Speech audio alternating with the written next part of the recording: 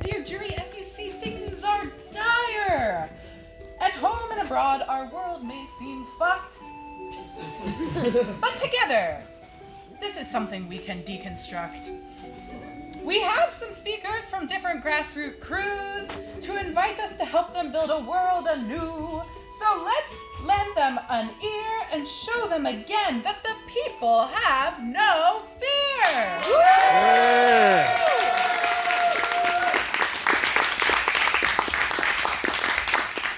Our first speakers from the American Party of Labor, a working class party that stands up for their neighbors. They're here to talk about labor rights and fighting the good fights. Please raise hell for Isabel! Yeah. Hi, thank you. Hard act to follow. I'm Isabel, I'm with the American Party of Labor. We're an internationally oriented communist party, a member organization of the International Conference of Marxist-Leninist Parties and Organizations. A mouthful. So, I'm gonna open tonight, 2 days after International Peace Day on Thursday, with a quote from Senator Lindsey Graham of South Carolina. He said, "And we're killing Russians. It's the best money we've ever spent." Yikes. And he said that in a meeting with current Ukrainian President Vladimir Zelensky, just in case it wasn't clear what U.S. foreign policy looks like these days. The U.S. war machine has not taken a break for centuries. Like any empire, the expansion of the United States to its current position has been very violent. The brunt of this violence has been felt the most by the indigenous people of this land and the working class in every corner of the earth. From the genocide committed against Native Americans, to the development of the economy on slave labor, to the current policy of America first, no matter the human cost. This is a country whose history is soaked in the blood of the oppressed. And the blood of the oppressed is how the US has grown to be the most dangerous imperialist power in the world. As capitalism developed in the US following the Industrial Revolution, and with the rise of American monopolies and finance capital, the US expanded into foreign markets using colonial and eventually imperialist policies. Expansion into foreign markets is not as benign as it may sound. It is a strategy that creates war, as the imperialist power must struggle for control over a sovereign nation. Following World War I, the US conducted its foreign policy under the Monroe Doctrine, and the US continued a policy of military-based gunboat diplomacy inherited from the late 19th century. Between 1912 and 1934, the United States military intervened on multiple occasions in Nicaragua, Cuba, Honduras, Mexico, Haiti, and the Dominican Republic. Woo. The intense interest in Latin American affairs could be explained by the fact that by 1930, US government and corporate investments in the region amounted to millions of dollars. But this foreign strategy is not a thing of the past. Today, we have seen the rise of other newer imperialist powers which the US imperialists face off against for control over entire regions of the globe. The inter-imperialist conflict we see in Ukraine between the US and NATO countries against Russia is a prime example. Under an imperialist system, the highest stage of capitalism, there can be no peace. A couple months ago, in July, the annual summit of NATO took place in Lithuania near the Russian border. The military power of the United States allows it to use NATO as a means for eastward expansion. To counter Russia's inexcusable invasion of Ukraine, the US has poured billions into sending weapons of increasing capacity for destruction to Ukraine. Is this a move of peace? No. Is this a move of freedom? No. Is this a move of democracy? No. This is a move of warmongers with murderous intent. This war in Ukraine is a war of imperialist ventures and profits for defense companies. May it be the US's Raytheon or Russia's United Aircraft Corporation. The beneficiaries of war are defense industry capitalists who see an increase in profits. all while the working classes of Ukraine and Russia are used as cannon fodder indefinitely. Eastern Europe is far from the only site of the US's struggle for domination. In the Asia Pacific, the rise of Chinese imperialism is seen as the biggest threat.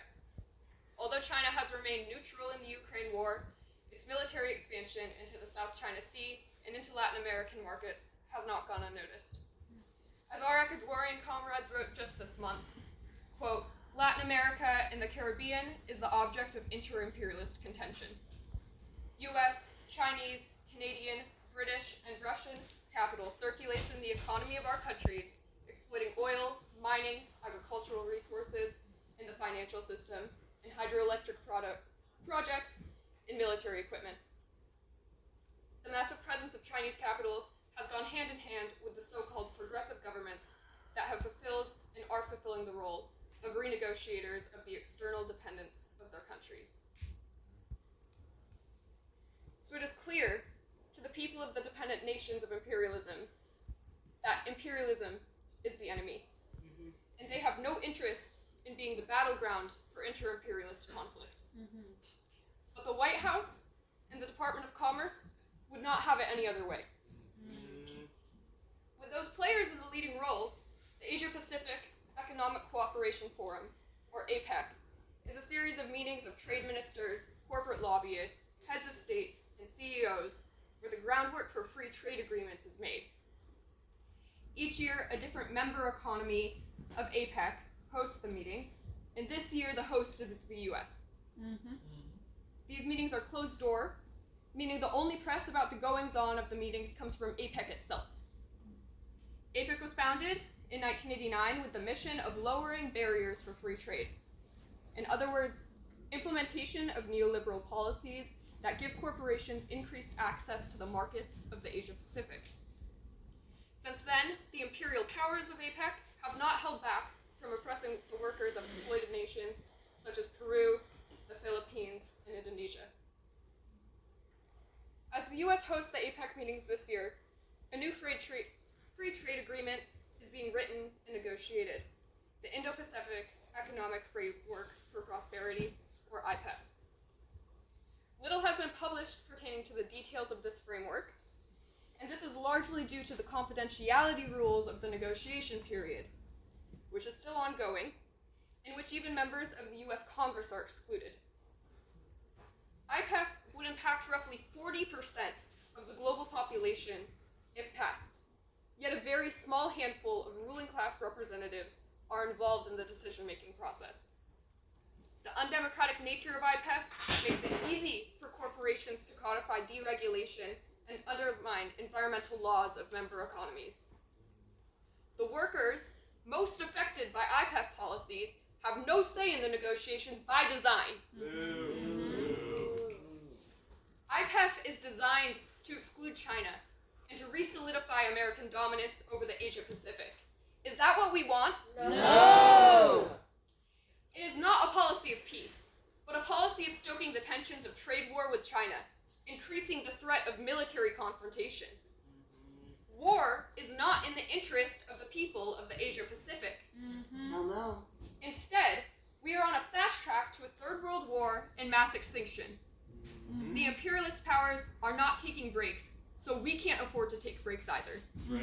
Join us on November 11th and 12th in San Francisco as the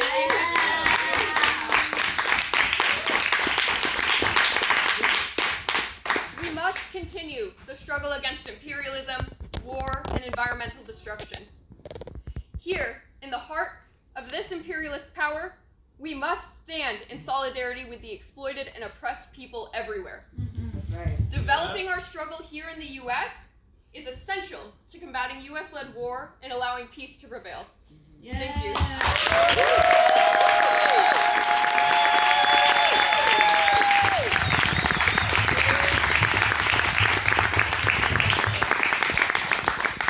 Thank you, Isabel, for your agit words and projecting so well that your voice could be heard. Our next speaker stands in solidarity with the Asia Pacific and protests the crimes of Bong Bong Marcos. president of the Philippines and a leader most horrific. Coming to us from people organizing for Philippine solidarity, please welcome Hayden, an across-the-board advocate of parity. I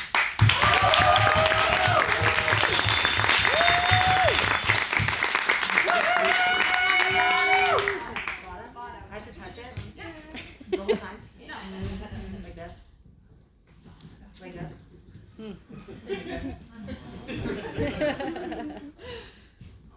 Well. Yeah? Yeah. All right. My name is Haven. I'm a member of POPs, or People Organizing for Philippine Solidarity. A member organization of Friends of the Filipino People in Struggle, and we are made up of non-Filipino people who stand in solidarity with the Filipino people and defend their right to fight for liberation from US imperialism and local oppression by any means necessary. Thank you to Clown Block for inviting us and asking us to speak. I think one of the main things that I took from that is that actually US imperialism, which loves to call itself this bringer of peace and justice and democracy, loves to shove the UN down the throats of other countries, is actually the main enemy of peace, using puppet governments that they prop up, right? So in the Philippines, US hegemony is carried out by Ferdinand Marcos II, who is the son of dictator Ferdinand Marcos I.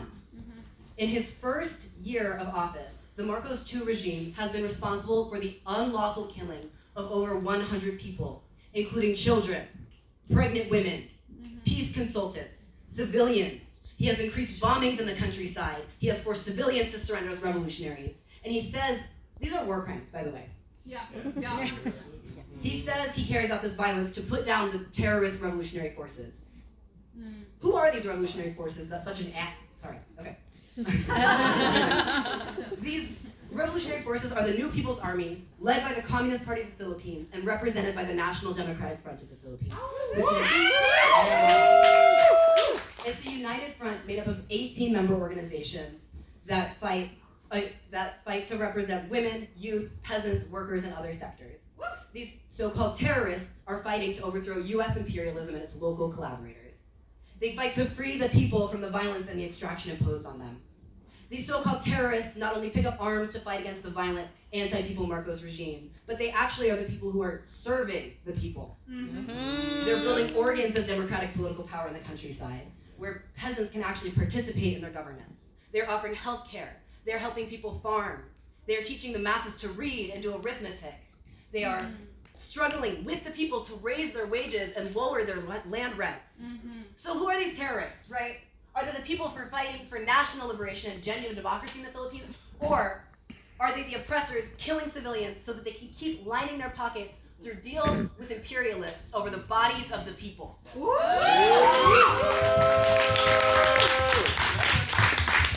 is no peace in rolling over.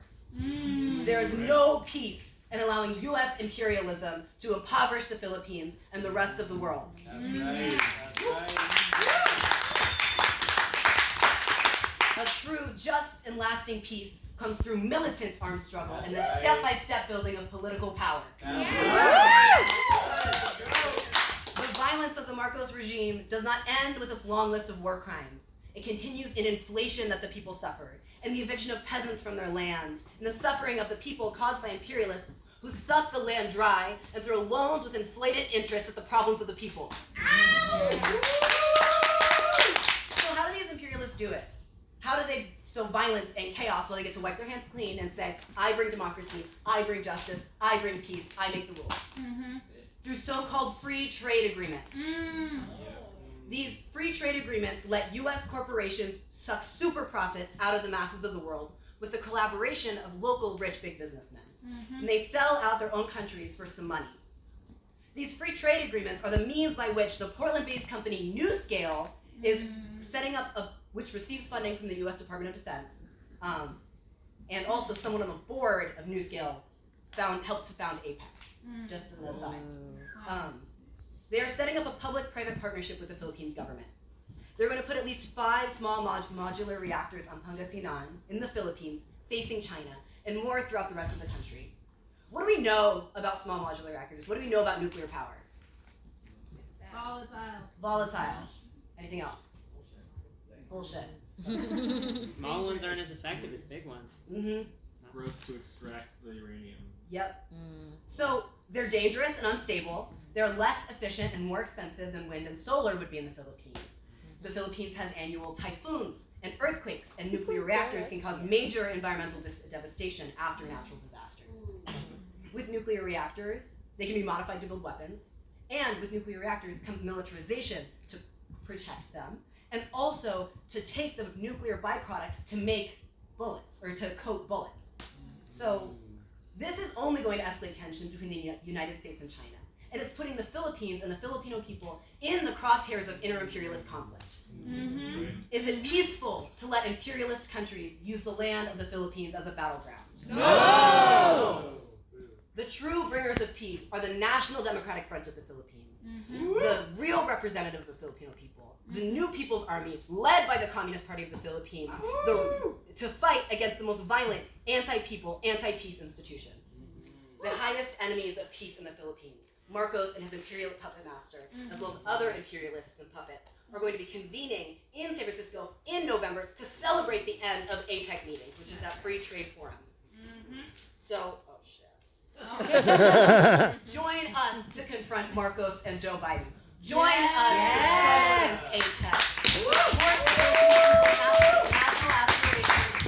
Support the Filipino people's aspiration, national liberation from US imperialism. Come talk to us at tables. Defend the land, defend life.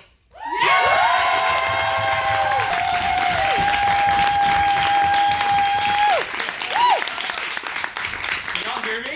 Yes. Yeah. All right. Let's hear it one more time for the show. Yeah. I love a show like this because this is not the kind of show you can watch and just leave and then pretend like nothing ever happened. This is the kind of show, I mean, like what we're doing right now, where we actually get to be like, okay, we learned something, now let's do something. Is that right? Yeah. So, I guess, yeah, real quick, my name is Cody. I'm an organizer with the Resist US-led War movement. It's a mouthful. We want to let you know exactly what we're about. We are a network of anti-war and peace organizations around the world. We're one of the fastest growing anti-war networks around the world today. Clown Block is a local member right here in Portland. And in terms of what we do as Resist is exactly what this show is doing. We're trying to expand the idea of what it means to actually be an anti-war activist. Because we're trying to expand the understanding of what war actually is. That's why our name is Resist US-led War. It's not just the classic images we see of incredible violence, of soldiers coming in and just literally raining death everywhere. That is still war, and that is happening so many places around the world. But what we're trying to do for Resist is we're trying to say that war is also when you have to choose between rent or food in a given week. Okay, war is when you can't even grow any food for yourself because your soil is irradiated because of environmental destruction. All right? War is when you live in a place like Lahaina in Maui, and your entire community is devastated by wildfires caused by a climate crisis that you had nothing to do with. Yes. Okay? And who knows what the number one polluter and number one cause of carbon emissions in the world today is? Military. U.S. military. But it's okay because they're trying to build solar panels now. Right? War is sanctions that literally cut off whole countries from medicine, from food, from everything that they need. And when they see the people dying because they don't have what they need because of U.S. sanctions, the United States says, oh, look, that country must be undemocratic. We better send our troops in there so we can privatize their industries and give the people what they want. That is war. Okay? The way that the U.S. war machine is causing so much death for so much profit, for such a small amount of people, is getting worse and worse and worse every day. So that term that our great friend Elon over here was using, technocrat. You know, a literal technocracy. We're seeing technology being weaponized. Okay, I read military industry newsletters every day just to keep up on what they're doing. They're literally testing lasers right now in order to shoot drones out of the sky. Who knows what else they're going to be used for? They're literally testing what they're calling drone swarms. Where you send a drone in, and that drone uses AI to send out and control other drones. What? Yeah, this sounds like Terminator, but it's real. This is actually real that they're trying to do now. And these weapons are top-notch, and they are making so many people rich. These are people in Lockheed Martin. These are people in Raytheon. It's now called RTX. They're still just as bad. This is people in Boeing. And so many companies have their hands in this. This is why we have a campaign right now in Resist called Cut Ties with War Profiteers, that is directly looking at the way that the private industry literally capitalizes off of war. So when you can expand your idea of what war actually is, you can also expand your idea of what peace is. Okay? Because right now, we have a month. Resist US-led war here in Portland has a month of action for we're calling International Peace Month.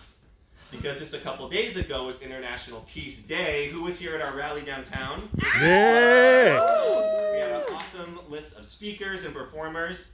International Peace Day is called every year by the United Nations to say, okay, just one day a year, just stop fighting and think what might make peace happen. That's the holiday for the UN. So what we said is, okay, we'll take this one day and we're going to think about what will make peace. Okay? Peace is not just the absence of violence. Okay? Because like what Haven said, do you think you're going to see a massive US-backed military like the Armed Forces of the Philippines, and then you see a guerrilla band in the mountain of the New People's Army and think those are equally to blame for violence? No. Who's the actual perpetrator of violence? That's what we try to talk about on International Peace Day, is that if we're going to bring peace, we need a just and lasting peace. Just because you've got social justice, economic justice, environmental justice, and lasting, meaning that the fighting is going to stop for good. That's the kind of world that we're fighting for in Resist US-led War movement. And so that's why, again, when you expand your idea of what war is, when you expand your idea of what peace is, you can expand your understanding of what it means to be a peace activist, what it means to be an anti-war activist. So this event was perfect. It was perfect! Let's hear it. Yeah. And if y'all want to keep jumping on this train, and if y'all want to join all the work that we're doing, please join Resist US-led War Movement. Yeah. It's still International Peace Month. We got a number of events. This was our latest one in the calendar that we're endorsing. We have others coming up. You can stop by our table to learn a bit more about them. I'll just say that it's going to culminate in a really great event on the 30th. That is, a week from today. Where we're going to do an anti-war and human rights walking tour of downtown Portland. So actually talking about like the people's history and stopping at different stops, talking about human rights abuses and major instances of war that people didn't know about right here in our own city. But we're also going to talk about resistance to war and human rights defenders in our own city. So please come out and learn a lot about this city that you probably didn't know about. And the final thing I'll say is that after this month, we have a lot of work to do. Resist US-led War is gearing up for a major anti-war convergence next year. So in Hawaii, while people are not given any government aid when wildfires destroy their homes, the military bases on Hawaii, which make up over 5% of the land there, are kept pristine. They're totally protected. It is a complete hypocrisy when you see how human life is treated and how military might is treated. Once every 2 years, the largest military exercise in the world happens in Hawaii called the Rim of the Pacific. Over 20 7 different militaries of different countries are going to come. They're going to test those lasers. They're going to test more drones. They're going to do bombing runs. They're going to destroy whole ships, cruisers, and they're going to project it all out.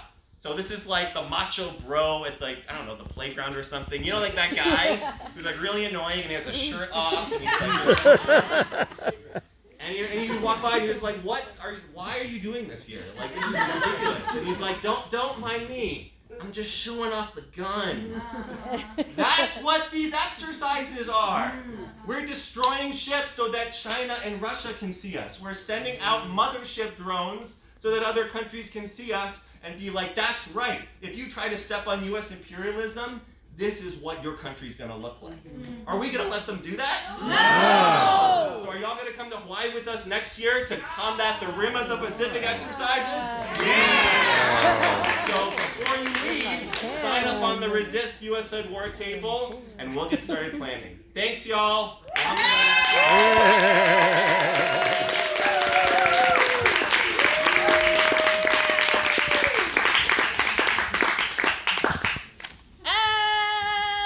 My friends, concludes our show, but not just yet do you have to go. We have some organizations here to table and tell us how we can make our world more stable.